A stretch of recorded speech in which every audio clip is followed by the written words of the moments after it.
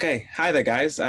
Welcome to my workshop today. So what I'm going to be taking you through today is how to develop and deliver a data-led PR strategy. So we're just going to jump straight into it, and then I will obviously start off by introducing myself. So my name is Thierry Ngutegure. I am the Data and Insights Manager over at Rise at 7.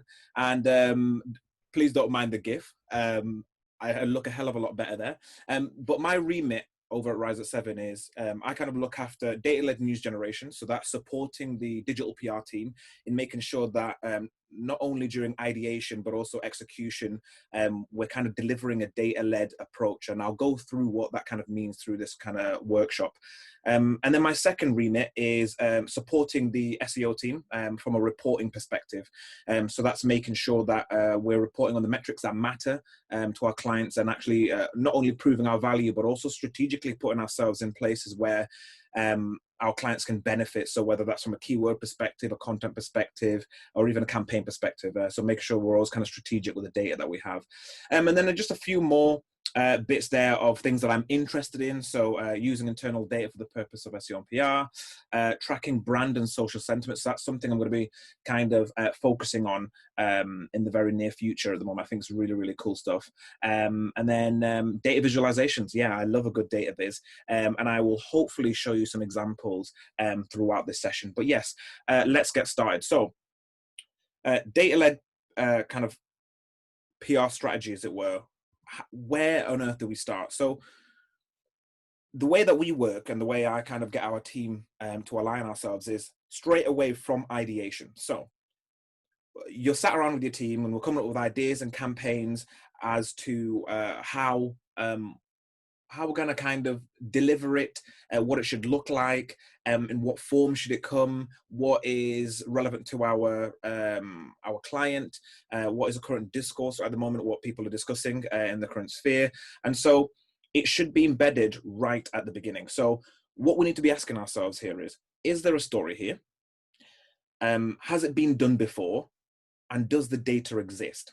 Okay, so what we need to be doing in these sessions, realistically, with our ideas and thinking for our ideas, Mark Twain put it really simply. So there is no such thing as a new idea. It's impossible.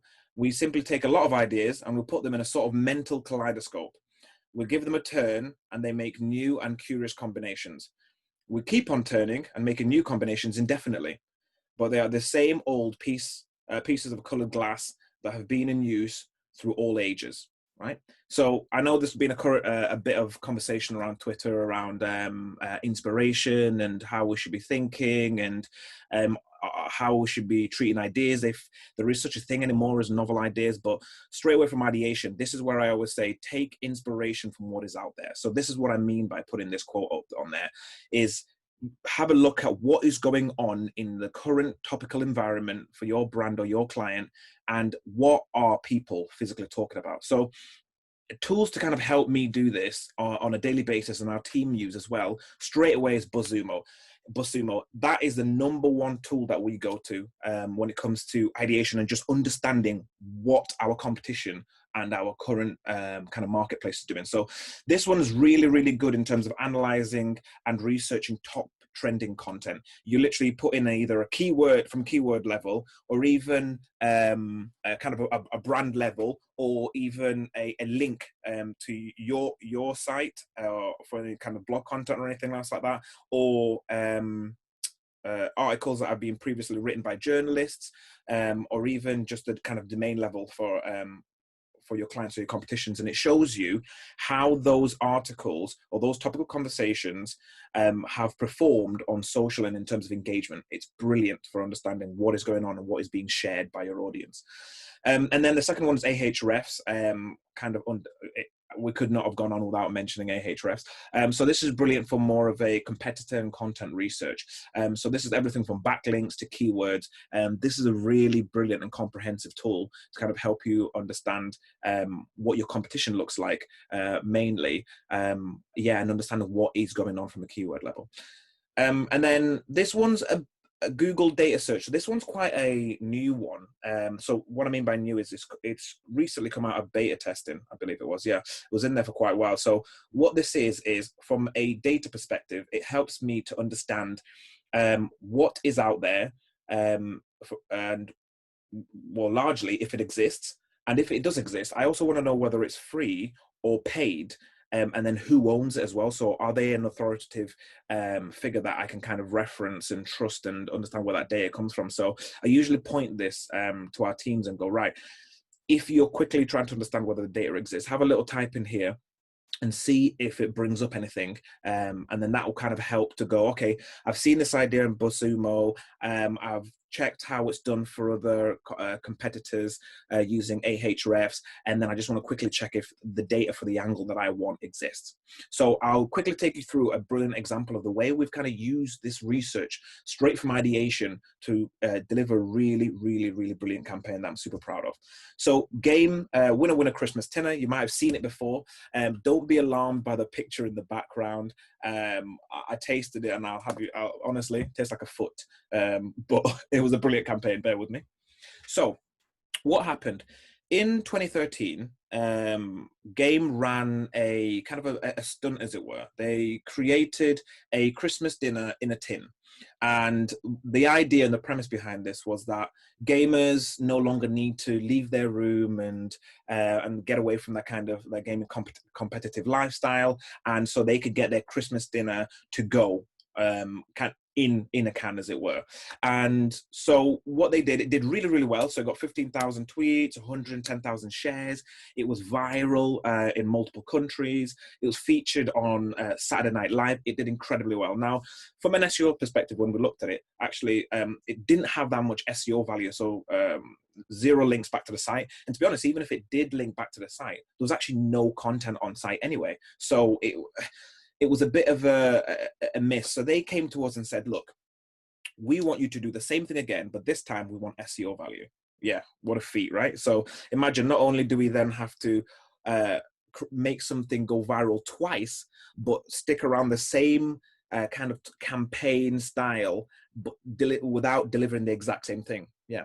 So what on earth do we do this? Where do we go? So what we did is we took this campaign that they ran and we looked at the referral traffic and ordered it by social engagement. And so then what we were looking for here is who shared it previously, right? So what we would expect with Game, so Game being a gaming retailer, we'd expect the likes of TechCrunch, right? So, but if you look closely at that table, actually, what we saw was food sites.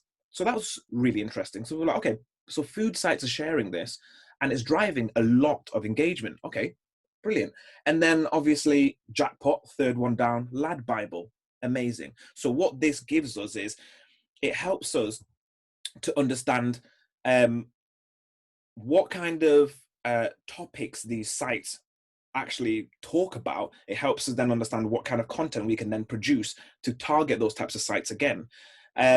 And so then with this, we kind of understood and saw, oh, okay, so this gives us a kind of a bit of a content focus. So we knew it was a food site and well, a few food sites. So we could tell, okay, brilliant. So what type of content are they producing? What are they talking about right now? And when we had a quick look, it was a lot of about vegan and vegetarian content.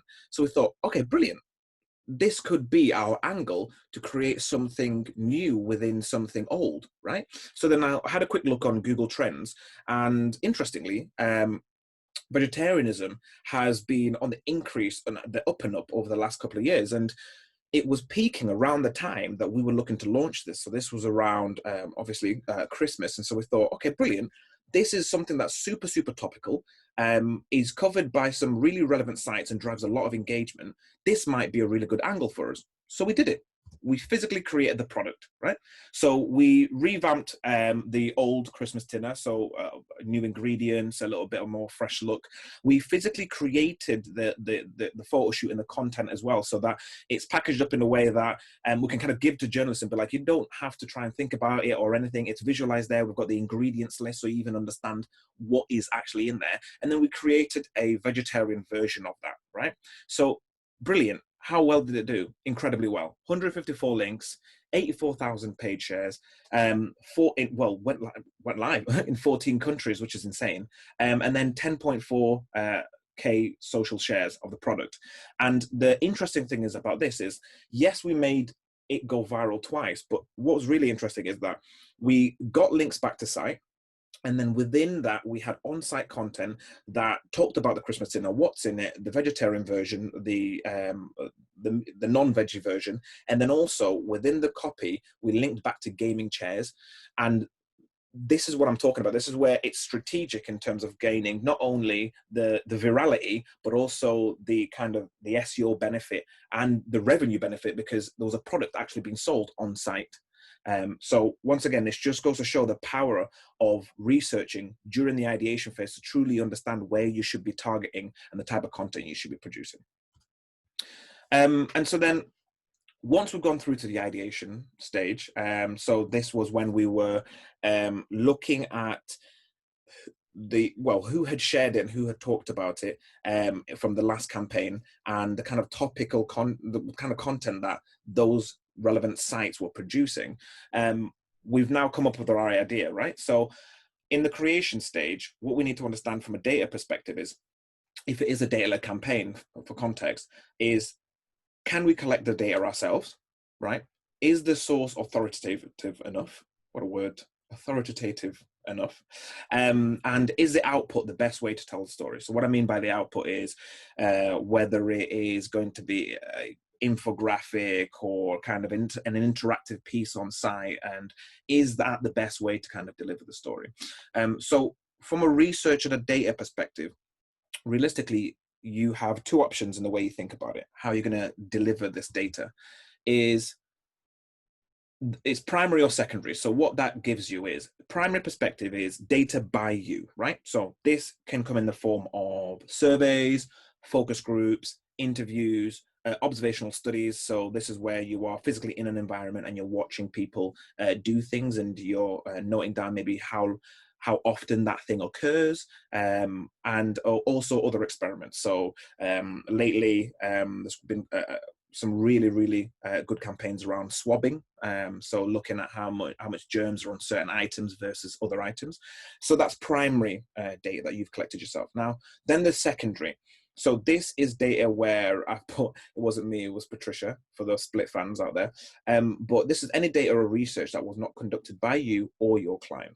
So during this kind of creation stage, this is where you kind of go, okay, brilliant. So I've got my idea, this data-led idea. And so how am I going, what is the best way to execute this data? And then you are essentially picking your primary or secondary. And it doesn't mean that you're going to just go for primary or just go for secondary. I've got some examples of where it kind of, you can mash the two together, and it is a more comprehensive campaign, but this is the kind of thought process that we go through.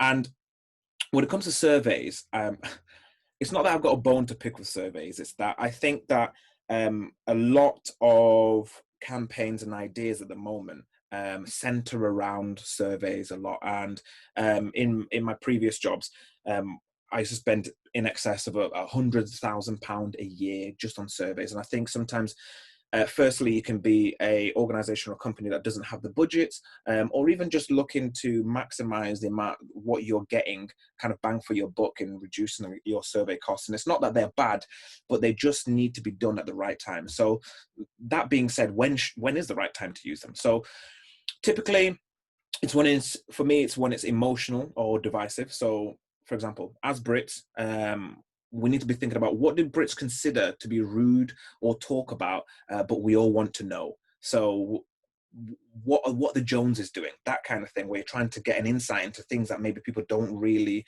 talk about or isn't naturally tracked out there. So what are people emotionally invested in? So for example, the Royals, that's a really good one. So YouGov profiles they run three topical questions every day.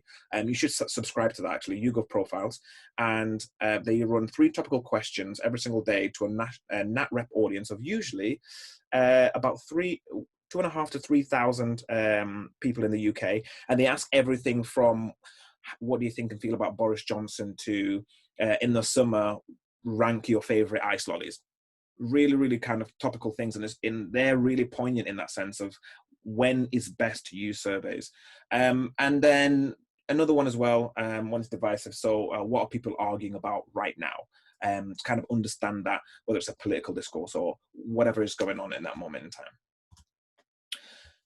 And also when the data isn't freely available elsewhere, simply said. So yes, in a dream world, we'd love to go for a secondary data that wasn't collected by me. It's really authoritative, but sometimes it just hasn't been collected. Not that hasn't been talked about, it's just someone's not maybe ran the research, or the research is old. Or when it's held by another client, which I'll come back to and explain as to how I kind of get around that. And I say when it's not collected regularly enough for you. So in the absence of things like FOI requests, freedom of information requests, which I'll talk about a little later on as well.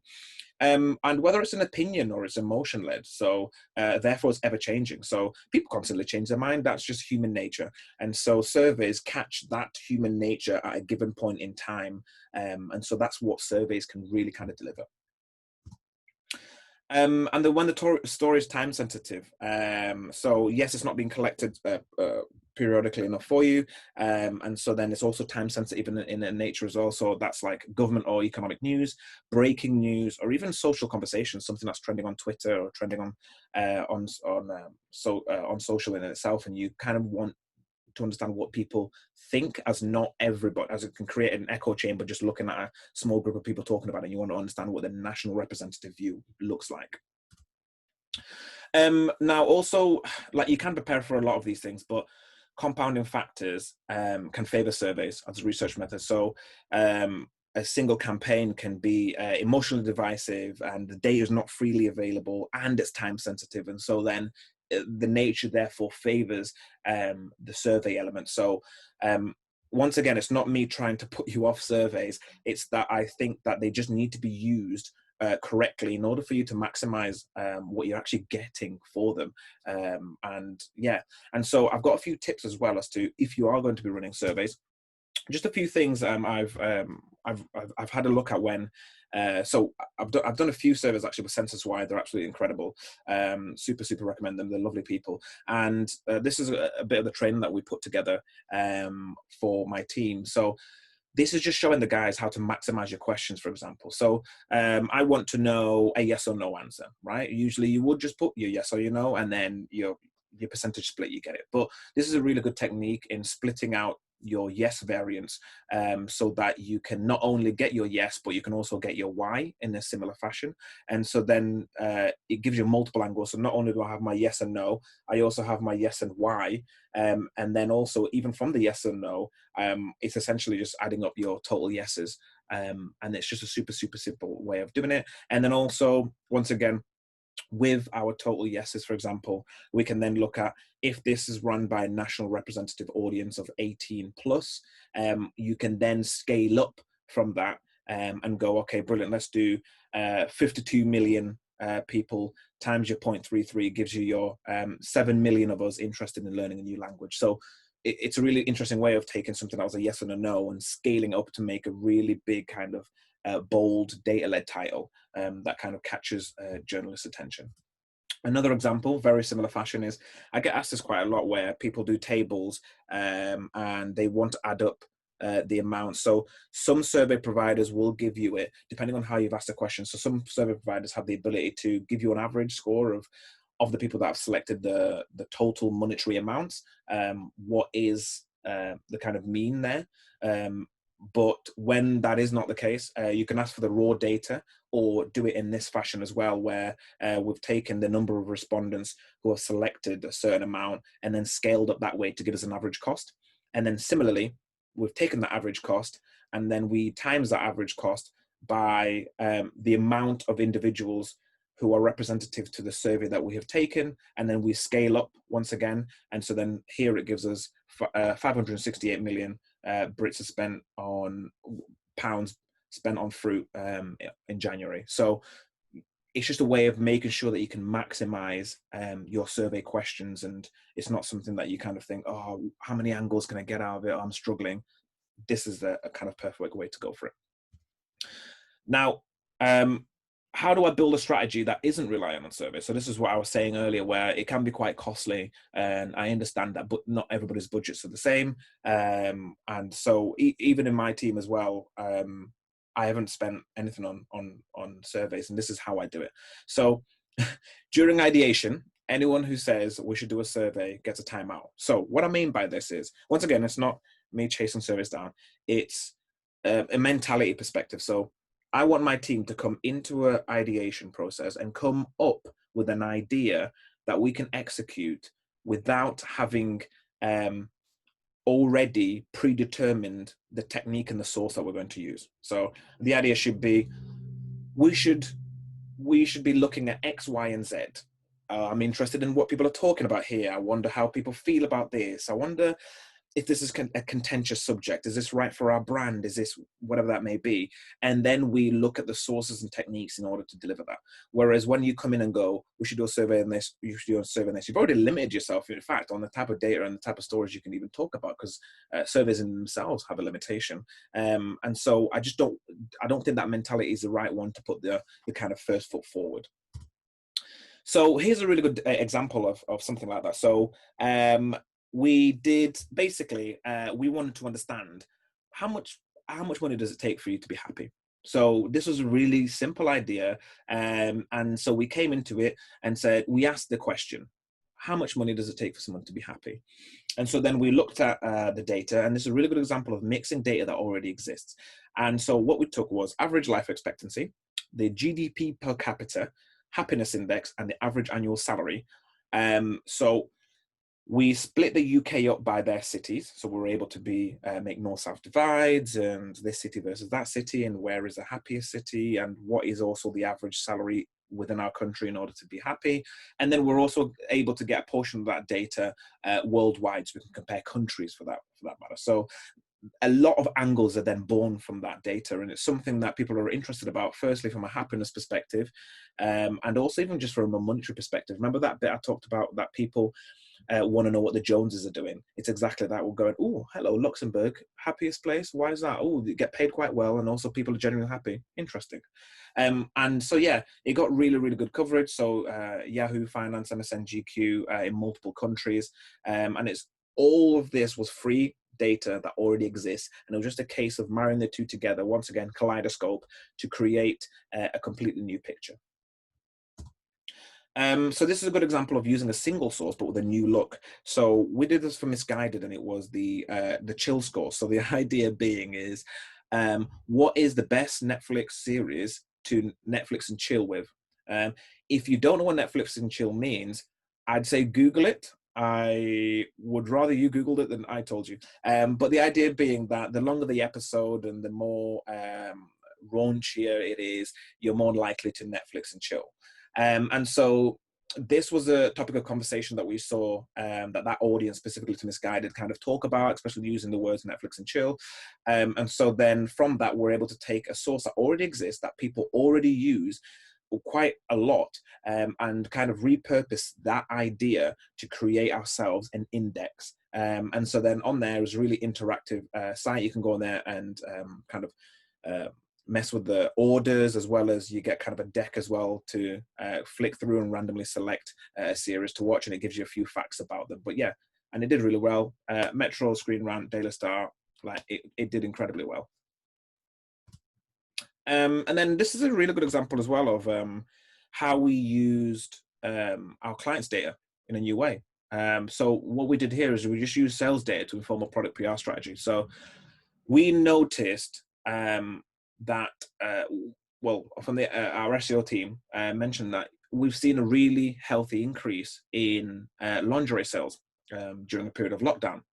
So typically this would sit within your team and go, oh yeah, amazing. Maybe that's something we should build on from a keyword perspective, maybe write some on-site content for that, or maybe position ourselves to kind of point to a certain product category. But yeah, but this is also a story. This is something that is you are an authority within your industry to kind of go out there and say, and it's really interesting as well, considering that it's lockdown and people aren't going anywhere. So it's a bit interesting to see how people are behaving. What are the Joneses doing once again?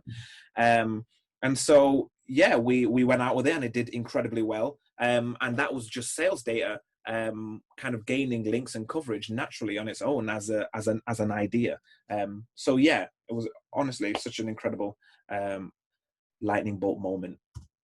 So alternative data sources, because I know that either some of the tools I recommended are paid or freemiums. I think a few of them are referred to as.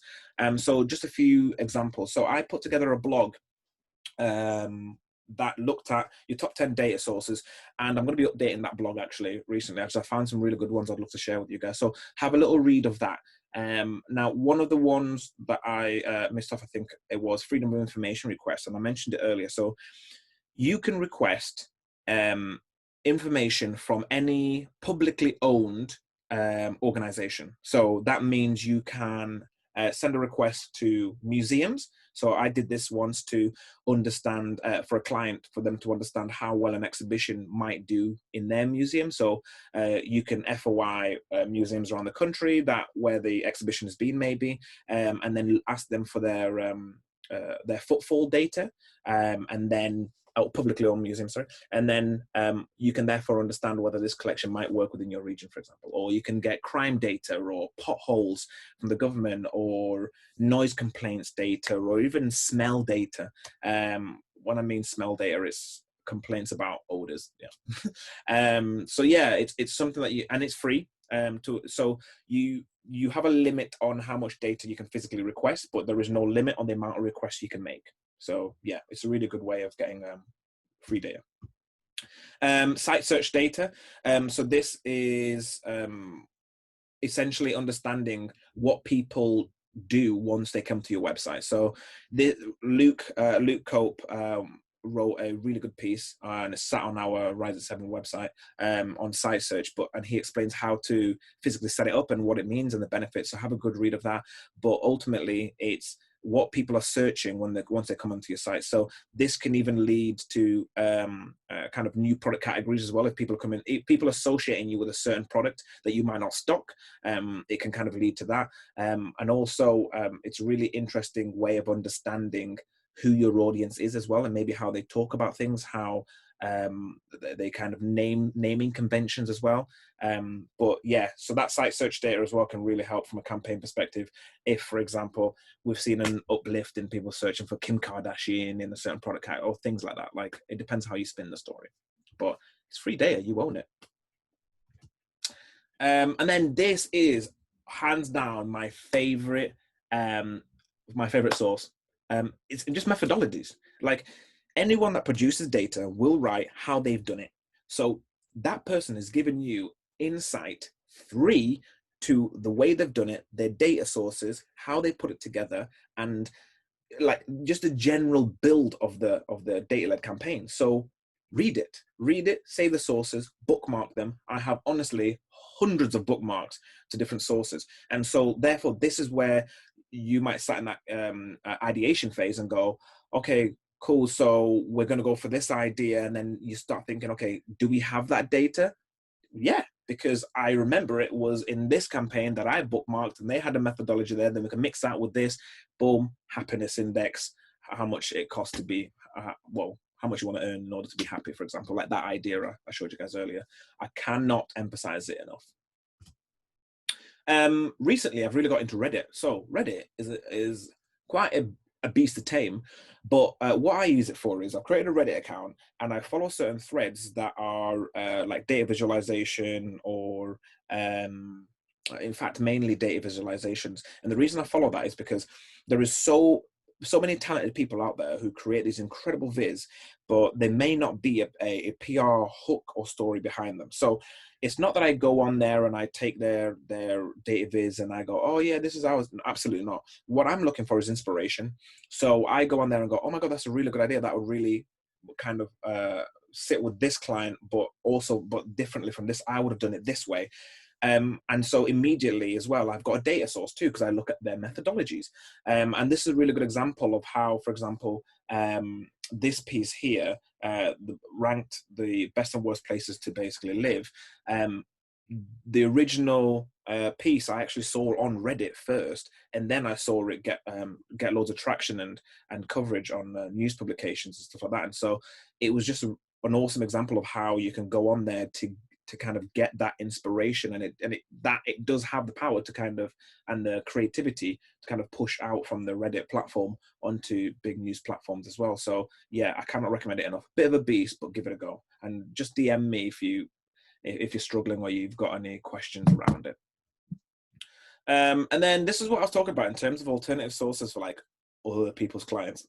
So I had an idea where, for example, on the right hand side, I wanted to understand Travis Scott's impact on, the impact of Travis Scott going live on Fortnite. He did a massive thing, and there was hundreds of millions of people on there. And so watching him perform, so I wondered what impact did this have on his actual metrics? So his fan base growth, his social growth, his music growth. And I don't have the data. The data is not freely available, not on all platforms. And so then I just DM'd the CEO of Soundcharts and I said, look, I love what you guys are doing.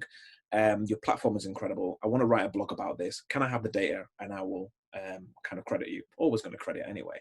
And they really kind of loved the fact that I just came out there and said, yeah, absolutely, I love your stuff. Can I just work with you? And yeah, they gave me that data, and I put the blog together.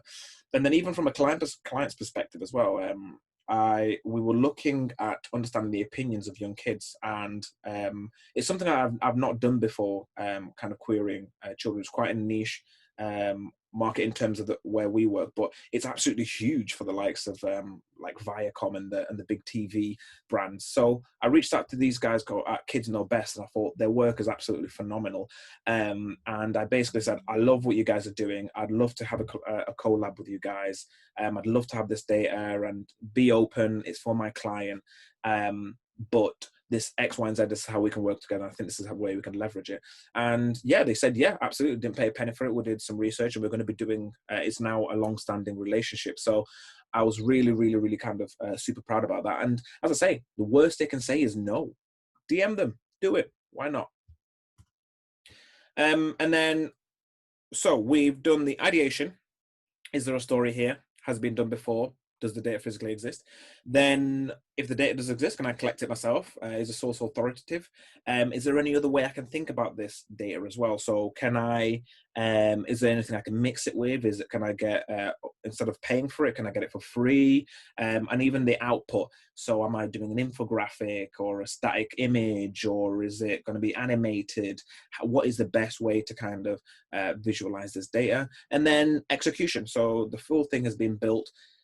We now need to inject data into our execution, so our campaign outreach, and then also evaluation.